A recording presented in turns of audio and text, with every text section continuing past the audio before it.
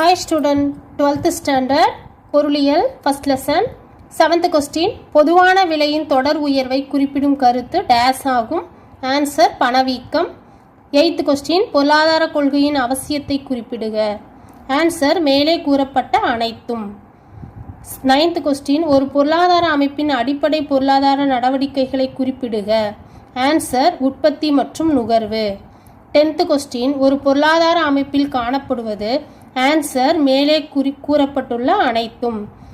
உற்பத்தி துறை, நுகர்வுத்துறை, அரசு துறை, இது அனைத்தும் சேர்ந்தது தான் பொருளாதார அமைப்பு.